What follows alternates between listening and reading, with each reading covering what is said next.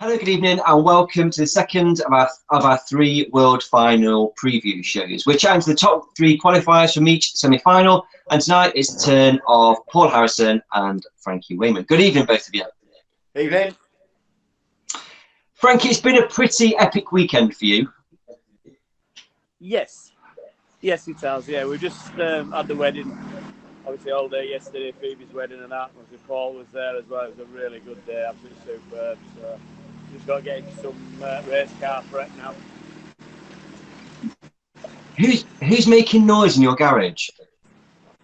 Pardon? Who exactly? Yeah, I'm in the garage. The car's just gone flying past with Phoebe's car. Yes. Paul, so obviously you were at the wedding then, Paul. Are you fully recovered this afternoon, this evening? Yeah, I was all right, to be fair. I've been away for the full week. I was at Bobby G's wedding the week before in my dad's camper van. And then we've been away the whole week from Harrogate, where Bobby G's was. We toured up the East Coast through Brid, Scarborough, Whitby, York, back to Skipton. And then we were at the wedding. So I was somewhat, I built a tolerance to the beer. So I'm all right today. I've got cold turkey today. I feel a lot better to be back in the room. I wondered why you were shaking. I thought you not turn the heating on, with this like cost of living crisis. We're all lit candles over here. Brilliant, good. So we've spoken to Charlie and Bobby already on their respective semi-finals. Paul, you and Charlie were having a great battle at the Bradford semi-final, and Simon Traves. It was a great race, that was. Yeah, it wasn't so bad. It's same old for me. At the start of the race and the restarts, I don't quite get my act together quick enough, and sometimes get caught in a bit of an early squabble. Which is, them guys were knocking on the back door, and then I just start to make a bit of ground, and I was gaining on the guys in front, and then the yellows came out, and then the next 3 or 4 restarts, exactly the same scenario. From the drop of the green, I mess about a little bit too much, just get warmed up, and just getting back into it, and we're on the end of the race. I was coming on, Paul. I was quicker than him after I'd done my 2 or 3 warm-up laps on each occasion. But, I ran out of laps. I'd have liked to have won it, to be fair, because I know people say that we settled for second in semi-finals. But if I could have won it, I would have done my best to do so.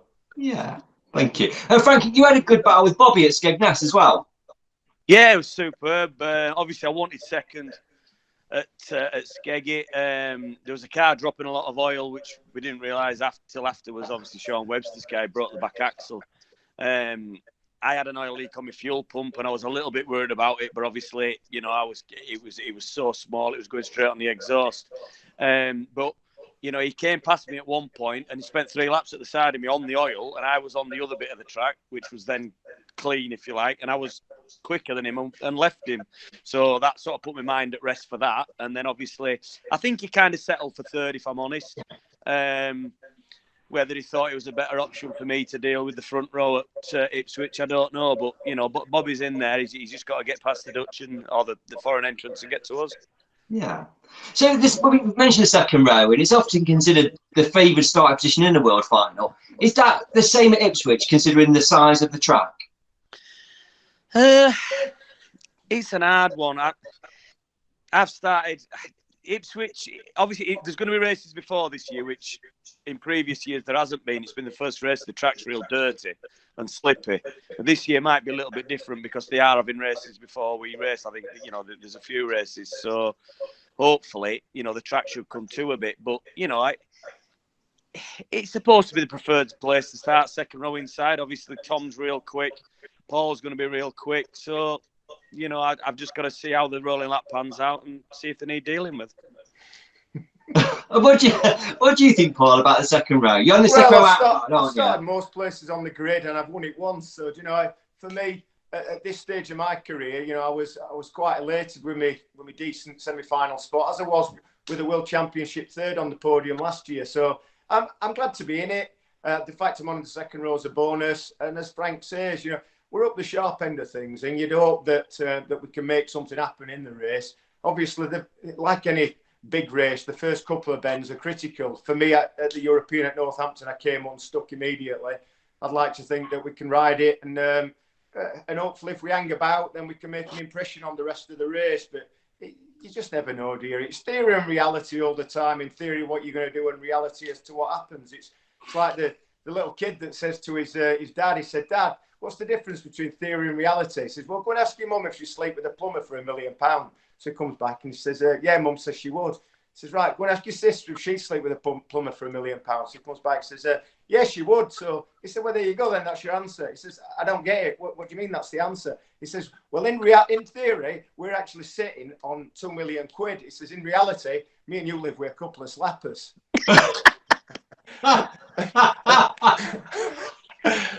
But that's what it, in theory, to be fair, the green flag goes down and Tom romps off and we don't see him and we're all just there to make the numbers up. Yeah. But in reality, it's a stock car race and anything can happen. And we're hoping to make sure that that's the case.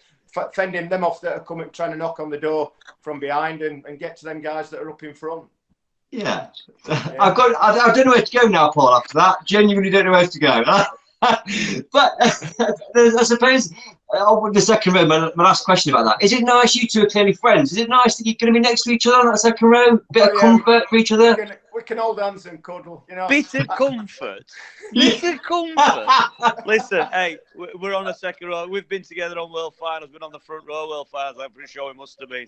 But like Paul, it all depends what happens on the start. If Paul gets the start or Tom gets the start, it depends who's pushing, who's where, you know. And you just, as a stock car driver, you take it as it comes to you. It might all just tits up. Shit might happen. Exactly. You haven't got a clue. Yeah. You know, you've just got to take whatever comes and obviously have your wits about you and just get in there. So, to be fair, I mean, we're starting on row 2 together. Our combined age, but with our combined ages, we're like Dad's army, aren't we? Really, you know, we're turning up. It's a nuclear war with our broomsticks, you know, and hoping for the best. But you just never know how the race is going to pan, do you? And I remember you asked if I feel comfortable starting at the side of Frank. Well, I started a few at the side of John, and it got me once or twice in the early doors, and I'd be trying to focus and look forward and think, I'm not looking at John, because he'd always look over and he'd be like, good luck, Paul. And I used to think, he's got me. And he used to get in my head and do it every time. And this one particular year, I'm sat there and I'm thinking, he's not going to get me. I'm not going to look. He's not going to get me. Something caught me eye and I look over and there he was. Good luck, Paul. Here we go again. And I didn't feel any more comfortable starting at the side of John as what I'm going to feel starting at the side of Frank. You know, we're all in it to win it. You know, what is it they say? Through the gates, no mates, and all that. We're all going to get our heads down and do the best that we can, aren't we? Yeah, absolutely. Paul, at the recent European, we spent the day with you, and we did you as one of our focus drivers, and we mentioned the fact that you'd purchased the Michael Stewart tarmac car, and at the time you'd kind of got one eye on the world final, you know, and then we've had the semi-final since. Have you now got 2 eyes on the world final, do you think? Well, I have this coming weekend. Hopefully, they'll both be working 2020 vision. But it's that was the idea to get the bigger engine and to try and get involved in the race at Ipswich. It was the first meeting that I've done in the car at Ipswich, and it felt good. The track was a bit greasy to begin with, so it's potentially is it going to rain on Saturday? Who knows? But I feel as though I've got a little bit of comfort in the car now. I've altered 1 or 2 things, and. Like I say, in theory, we're just turning up to make the numbers up, and Tom in his rocket ship is expected to just romp it, I would imagine. But Paul, he hasn't chucked all their money out that car for turn up and get second, has he? You know, I think he's going to mean business this year, and I can't fault him personally. I think from Paul's perspective, he's given himself the absolute best opportunity to try and win a world final. He's as good a chance as any. Starting Paul, he's going out and bought the rocket ship from Ryan, and he's hoping that he can romp off and win. But I guess he's going to look back in later years, and if he'd not done that, not given himself the best opportunity, he might have kicked himself. As it is, he can sit in the nursing home and think to himself, well, I gave myself the best opportunity and have no regrets. You know, that is, unless he doesn't win, and then he might sit in his nursing home and think if he'd not bought that car, he could have been sat in a better nursing home. Exactly right. Can I just say, I ain't rocking up to make the numbers up. I'm there to win it. I ain't there to make no numbers up. So, yeah, I don't know if you are, Paul. That's fine, but I ain't. Right, good. Yeah, I'm glad to hear it. Not now. Heads down. No, we've got good pace in the tarmac car. We have all season, especially around Ipswich. So, yeah. I did make a note about that, sort of saying about your tarmac form. It's probably been better than your shell form this year, to be fair, Frank. And that, you know, the last Ipswich you did some good performances. Are you comfortable with what you've got for Ipswich? Yeah, definitely. Yeah, I say we had a real good run in Holland. You know, the car's good. Obviously, I've been using the same engine in both, swapping them around, so it's a lot better engine. But yeah, the last Ipswich, a couple of races, I had real good pace. So yeah, you know, we're going down there to try and win the race. I'm not hoping for a top 3 or anything like that. I want to win the thing. So, yeah. But obviously Tom's got a bit of pressure this year, wanting to do 3 on the trot. You know, he's already said that. You know, obviously it's going to be there for him, isn't it? So, you know, we'll just see how his head is. You know, you've both been in lots of championship races, and sometimes you can, and we've discussed it with a pair of you, that you can let races unfold and you can then almost like pick your way through. Do you think you can do that, Ipswich, or do you need to be decisive like really early on? No, I think Ipswich, if anybody gets away at Ipswich, they've just gone. It's, you know, it's not a proper stock car track, if that makes sense. It's, you know, it's more like a hot rod track where, you know, it's just round, isn't it? So I think if you've not got stuff done the first couple of laps, I think it'll just get strung out. To be honest, everyone that's been there so far, World Final, as soon as they get strung out, then that's about the end of it. You know, it's very rare they get a yellow flag at Ipswich, so, you know, you just got to watch that. It happened last year, didn't it? Last time there with Nigel, he managed to get it. Yeah. Managed to get away. Dan Johnson, I think he surprised a lot of people with his pace that he got to be able to keep up with Nigel, but unfortunately, just too far away. And myself and Andrew, we started alongside each other in, was it 2008? And at the beginning of the race, I was probably 4 or 5 car lengths off within a lap or so, and thought to myself, I'll perhaps make it up because the car felt positive. But then just things happen, and you never make up that ground. And at a lot of other tracks where you're braking and you're killing your speed at the end of the straight, and the guy behind you can steal some of the ground and latch onto you. We carry that much speed into the corner at Ipswich. Yeah. It doesn't quite work out the same to go for the big hit. And if you do, you can come. If you're not quite close enough, you can come unstuck and get yourself out. And there's so many factors. Because you are tucked in, aren't you? Like Ipswich, you do tuck in very tight to the bend, so there's almost no room to, and you can't, because you've got a big curve as well, haven't you, where the speedway track is, so there's almost no, you've got to be hitting them going well into the bend.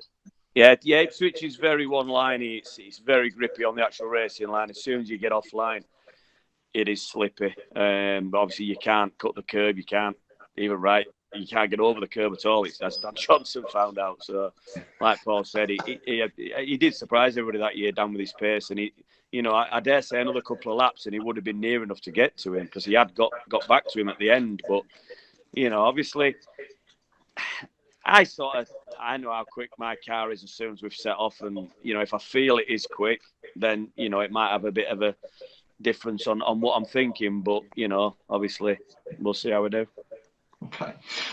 We focus very much on what you guys are going to do and sort of the people around you. Is anybody a bit further back that you've got a bit of an eye on, you're a bit concerned about? I think some of it depends who qualifies behind us. I mean, if the likes of Wim, so I raced quite a lot with Wim Peters in Holland at the Gold Cup, he's quick, really quick. You know, if he qualifies right behind me and Paul, he's potentially as quick as me and Tom and the rest of us at the front. So, you know what I mean? And he knows how to race the same as the rest of us. So there is other drivers that are going to be thrown in. And then obviously back onto row 3, like what is going to be row 4, you've got Charlie and Bobby, who are both no slouches on tarmac.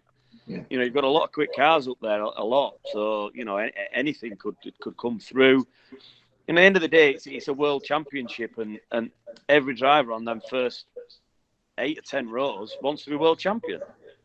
You know, and the ones that are back of them rows, they're going to have to be doing some pushing to make that happen. So, you know, it could be taken out of our hands completely. You just don't know. Yeah. You know, we can only deal with whatever's thrown at us and see what comes out the first corner. Yeah. Yeah, I'd roll with that. I'd rather be where we are than 4 or 5 rows further back, because I think we're right in the mix of it. Yeah. And as Frank acknowledges, if you're sort of 5th row, 6th row, you're getting back there, there's too many fast cars in front of you to make that ground and pass 8 or 9 cars that are equally as quick as you, as it is where we start. And we've got these 4 of us that are just sat in front of the foreign contingent. And depending on who comes through, they're going to be quick lads, whether it's potentially the Dutch lads, you would imagine in their own cars it will be. And everybody... You look at drivers and you think, well, they don't raise the game week in and week out. to win the shootout and the national points and such, you need that consistency week in and week out. But we're talking one race here. Just to be good enough and brave enough for one race to go out and take the race, then that's all you've got to do. You know, so it's not a season-long battle. We've done all that. We've done the qualifying rounds. We've done the semi-finals. This is just like the final hurdle, and just to be big enough kahunas to crack on and do what needs doing. And like as Frank said, you know, the speed in the car. I remember Stuart Smith Jr. saying one time, he said, when you've got the confidence in the car underneath you, it makes a tremendous difference. Yeah. And sometimes within a few seconds of having pressed go and the first entrance to the corner, you can sometimes feel it and think, right, we're off free. You know, we're feeling good. And that can then, it can set you up for the race. Yeah, totally. And again, it was different this year. We have actually got pre-meeting practice at Ipswich, so you'll get the feel of the cars. You'll get to see what everybody's doing, you know, and you'll see who's quick and who isn't quick, and you know, so you have got a little bit of difference. I say it could be better this year because of that, because a lot of Ipswich World Finals, when they haven't got the pre-meeting practice, the track's been dirty. It gets very one-liney and nothing happens. But obviously this year we've got practice. The track will be cleaner. Yeah. So we might get a better race, a lot better race, hopefully, a lot closer race. And it needs to do, you know. Like I said, we're not hot rods, are we? We're a contact formula, and, you know, it's a stock car race, so people want to see stock car racing. So, you know, that's our job to provide that. Brilliant. A great place to nearly end, but I've just got one question to ask you both. So, assuming you don't win it, who would you like to see take the World Final on Saturday? From my perspective, I always thought, as I watched the sport when I was younger and such, that it's always good to see a new name on the trophy. I think it's great. It's good for the crowd. It's good for the sport in general. Paul has been a little bit controversial, potentially in some people's eyes, in doing what he's done, but the family have been involved in the sport for a long time. His dad was a sponsor previous to Paul racing in Formula Ones. They raced V8s. He's come through the ranks. He's served his apprenticeship. I think I would like to see Paul win it. Yeah, fair play to him. If he does, he's put himself in the best position to do so. Fair play to Paul. Crack on and do what you need to do. Brilliant. Frank? I'm a little bit mixed on it, really. You know, there's a lot of drivers that deserve to be world champion. But to be honest, I mean, Tom does deserve to be world champion again with what he's doing and how he is. He does for definite. But if I was to pick a different driver, maybe Bobby Griffin. You know, is it Bobby's time to come through and find a bit of pace and get up there and show what he is? Because, I mean, he does give you short bursts of it. We just need to see it on a bigger scale, if you like. Same as like Charlie Sauder. Charlie Sauder on his day is quick, really quick. He is, you know, is it time for one of the kids to break out and get stuck in? And, you know, like European, he wasn't scared in the European of having a goal and trying to win that one, was he? So, you know, it could be one of the kids' turns to win it. But I just really hope that it's a good race, a proper stock car race, and not just a flag-to-flag drive around the track, because, you know, that's not what we are, is it? You know, we're a contact. I mean, the best part of that when Nigel won it was Dan going for that last bender, you know what I mean? But, you know, everybody knew he should have settled for second except Dan, and he wanted to win a world final, and you can't knock him for that. You know, you cannot knock him for that in the slightest. You've got to take them risks if you want to be world champion, and, you know, that's what a lot of us have done to do it. So. Brilliant. Thank you both so much for tonight. It's some hugely insightful views and opinions, so thank you for that. And good luck to you both on Saturday at Ipswich. Cheers. A great wedding yesterday at Phoebe's wedding reception. It was fabulous. So that Frank's got that extra bit of incentive, don't forget, because he has got that wedding that needed paying for. So he's got that bit of extra incentive, I guess, when he gets there Saturday. Frank is also knackered after this week of this wedding. I can tell you that. I feel like I've done 3 speed weekends in one day, trust me. But yeah, no, it was a real good day, and I'm absolutely cracking day. The whole day was brilliant, and I can't thank the circle of friends that we have and people within the stock car job. It's a great community to be involved with, and they all pulled together. And yesterday was a superb day. It was. So yeah, thank you for that. Great. Yeah. Cheers. Right. Go to the rest of your Sunday evening. All right. Thank you. Saturday. Ta-da. Cheers. Ta-da. Bye. Bye.